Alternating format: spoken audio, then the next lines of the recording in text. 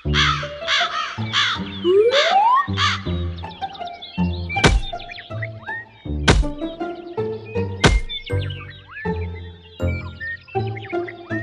হ্যাঁ, ওই নারকেলটা সব পেড়ে দাও তো, অনেক রকমের পিঠে করব।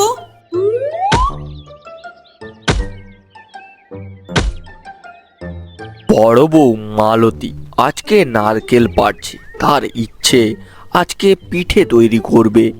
এমনিতেই শীতকালে পিঠে তৈরি করে খেতে বেশ মজা লাগে। নতুন গুড় কালকে তার বর নিয়ে এসছে। এইদিকে ছোট বউ কুসুম ঘর থেকে বেরিয়ে এসে দূর থেকে অনেকক্ষণ থেকেই দেখছিল তার বড় যা নারকেল পাড়ছে। সঙ্গে সঙ্গে তাদের শাশুড়ি মা এবং কুসুম বেরিয়ে আসে। ও বৌদি, কি করবে গো? এত নারকেল পাড়ছো কেন?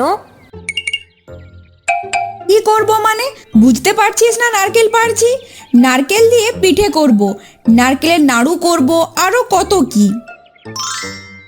ও তাই?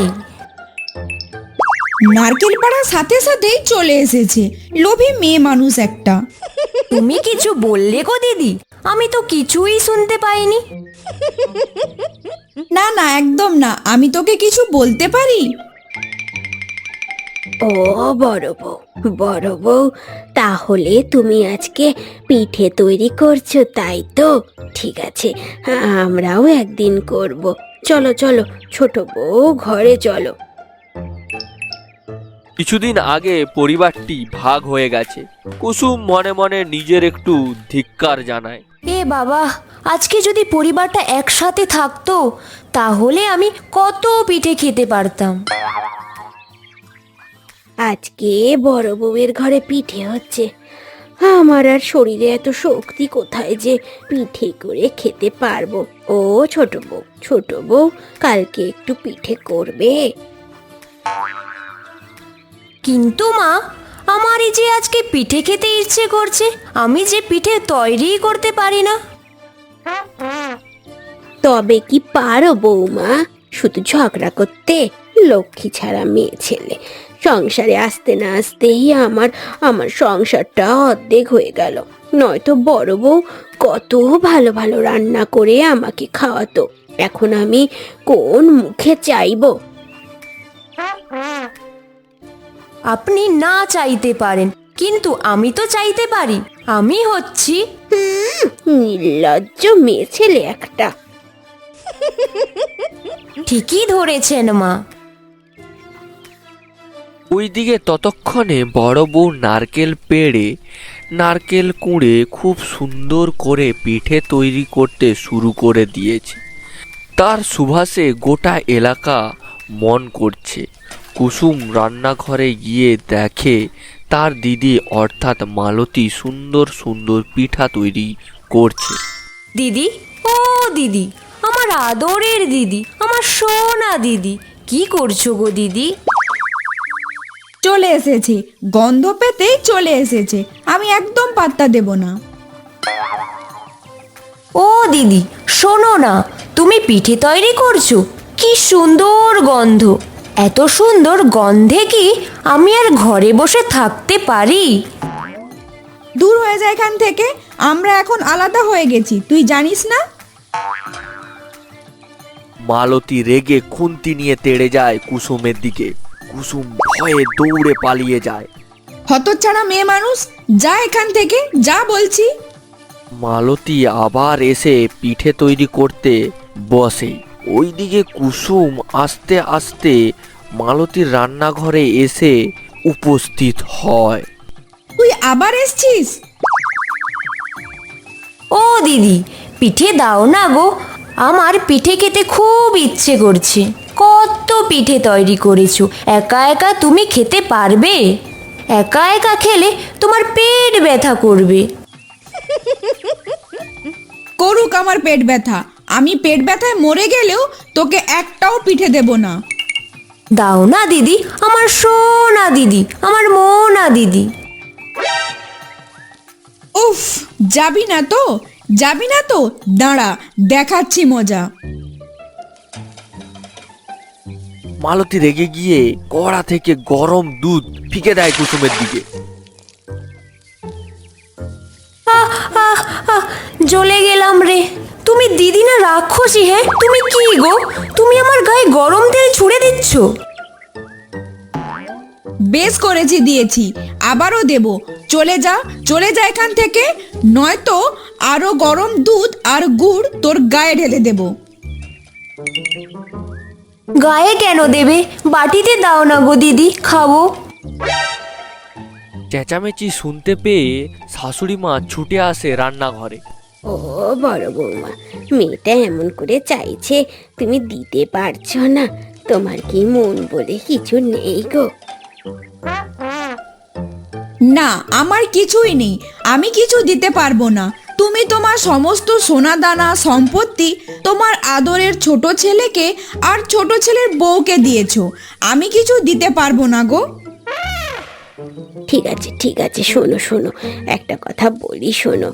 আমরা একটা পিঠে তৈরির কম্পিটিশন করি না? এই কম্পিটিশনে যে জিতবে সেই হবে এ বাড়ির অধিকর্ত্রী, আর আমরা এবার থেকে একসাথে থাকবো।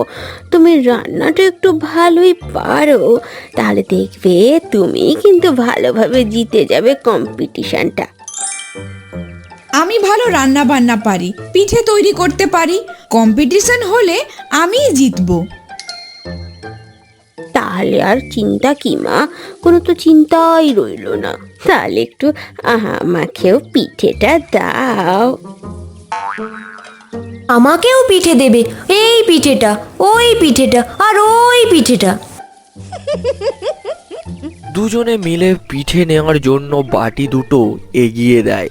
মালতী আর কি করবে, সে দুজনকেই পিঠে দেয় এবং পিঠে দুজনেই পরম আনন্দে বসে বসে খায়। তারপর ঘরের ভেতরে গিয়ে আলোচনা করতে থাকে। মা, কি সুস্বাদু পিঠে তৈরি করে দিদি। সত্যি আপনার কত বুদ্ধি, আপনার জন্যই আমরা আজ পিঠে খেতে পারলাম। ওই জন্যই তো বলেছিলাম, ঝগড়া করো না, আলাদা হইও না। আমি কি আর অত শত বুঝি মা? তবে এবার কি হবে? যে আমাকে ভালোভাবে পিঠে তৈরি করে খাওয়াতে পারবে, আমি তাকেই দেব এ বাড়ির চাবি। তার হাতেই থাকবে সমস্ত দায়িত্ব। এই কথা শোনার পর থেকে কুসুমের বাড়ির অধিকর্ত্রী হওয়ার খুব ইচ্ছে হয়। তাই কুসুম রাত দিন পিঠে তৈরি করার চেষ্টা করে।